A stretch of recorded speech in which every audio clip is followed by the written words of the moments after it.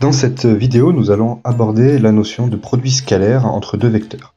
Alors une bonne façon de présenter la chose, c'est l'exemple de la locomotive. Donc ici vous avez une magnifique locomotive dessinée par mes soins, et on va voir comment on peut agir sur sa vitesse en y appliquant une force. Donc si on veut l'arrêter, la manière la plus simple, ce serait de se mettre en face, et si on est assez fort et résistant, on applique une force dans la direction opposée à sa vitesse, c'est-à-dire comme ceci. Donc on va appeler cette force F. Et là, le résultat va être que la vitesse de la locomotive va diminuer. Donc en fait, si on applique une force à la locomotive dans ce sens-là, on va avoir un résultat négatif sur le mouvement. L'opposé de ça, ce serait de dire, j'applique ma force de l'autre côté. C'est-à-dire que je me mets derrière la locomotive et je la pousse, comme ceci. Dans ce cas-là, le résultat va être le même que celui-ci, mais opposé. C'est-à-dire qu'au lieu de freiner la locomotive, on va l'accélérer d'une quantité égale, mais positive cette fois-ci. Alors il y a d'autres façons de faire. On pourrait également se dire, on se met un peu sur le côté.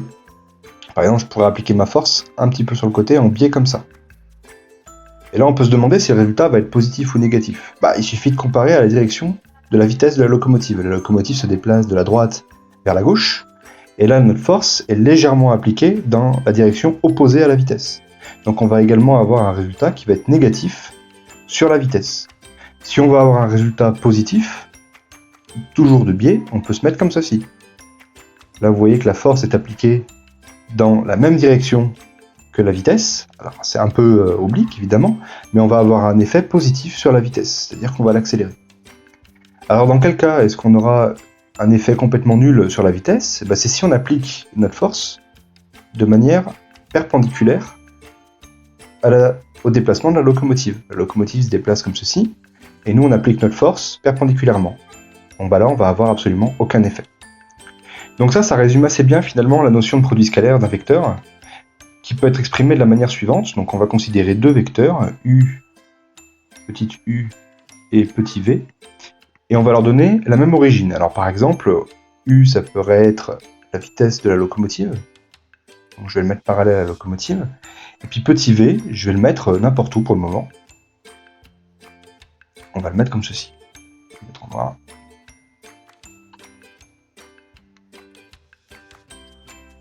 On va le mettre comme ceci. Donc ça c'est petit v. Donc dire que ces deux vecteurs ont la même origine, ça veut dire que finalement je peux les... On l'a dit dans la vidéo précédente, je peux les balader un peu partout et je peux le mettre comme ceci. Et donc on va regarder l'impact de v sur u. Et donc pour faire ça, il existe une définition qu'on appelle le produit scalaire et qu'on note de la manière suivante. U scalaire avec un point v, c'est censé être un point, est égal à norme de u fois la norme de v fois le cosinus de l'angle entre les deux. Et donc l'angle entre les deux, il est ici, je peux l'appeler θ par exemple, et ça va être le cosinus de θ. Et donc là, on va avoir plusieurs cas de figure. Si je me retrouve dans le cas, par exemple, où j'ai U comme ceci, et V comme ceci.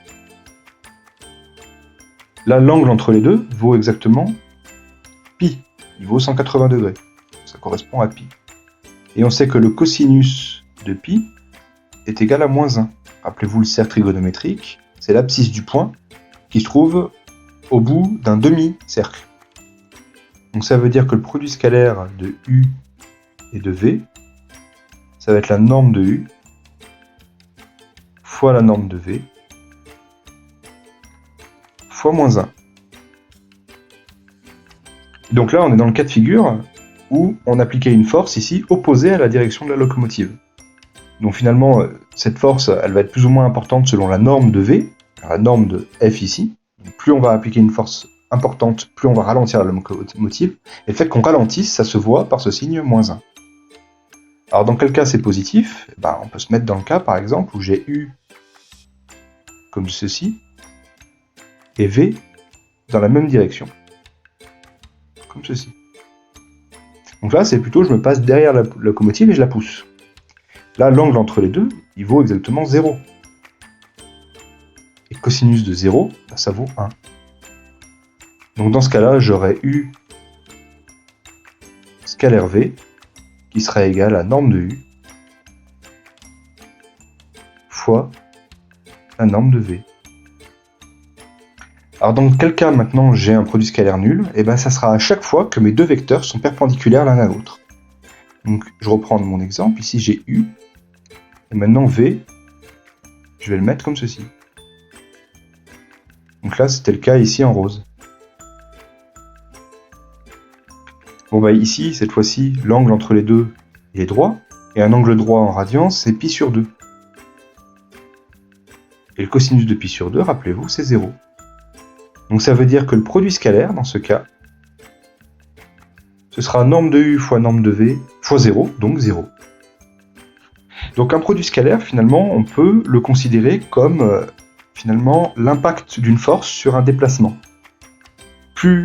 Si on se met sur le côté du déplacement, l'impact est nul.